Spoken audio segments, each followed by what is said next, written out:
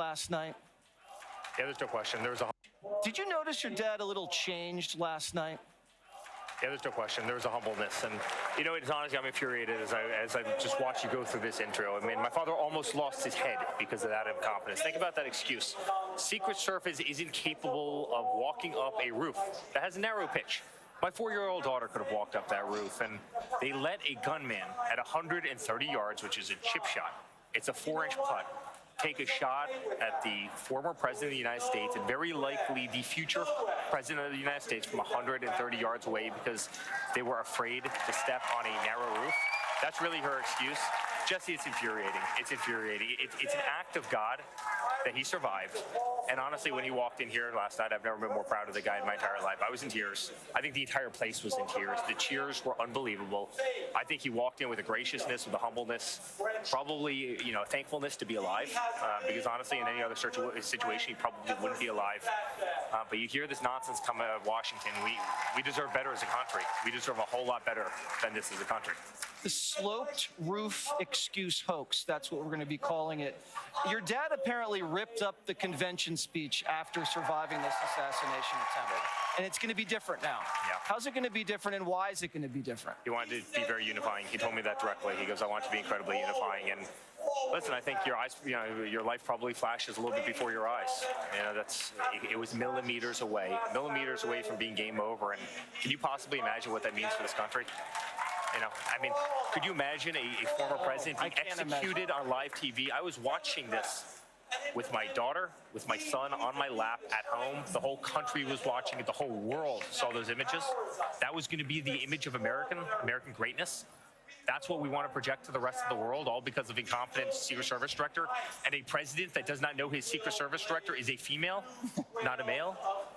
This is what we're dealing with. And then you have the personal anger that I have as a son, as a person who absolutely adores the man, as a person who would do anything for the man. I get to watch it on TV because of their incompetence. Jesse, it's unthinkable. I mean, how in modern day world can this possibly happen? But I'm telling you, the love in this room, you see it right now. The love in this room when he walked out was unbelievable.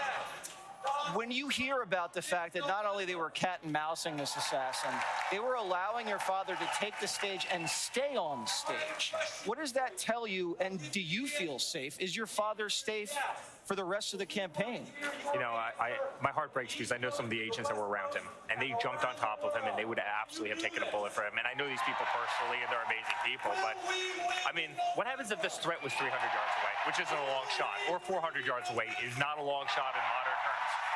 Would they have even picked it up at that point? If they don't pick it up at 130 yards, they're not picking it up at 400 yards. So it makes me wonder about the whole perimeter around him.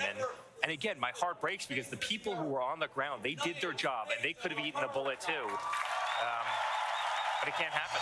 We almost lost a great man. We almost lost a great leader, and I truly believe a leader that will go down as the modern-day George Washington, the modern-day Jefferson. He's in the ranks of those leaders. I really believe that.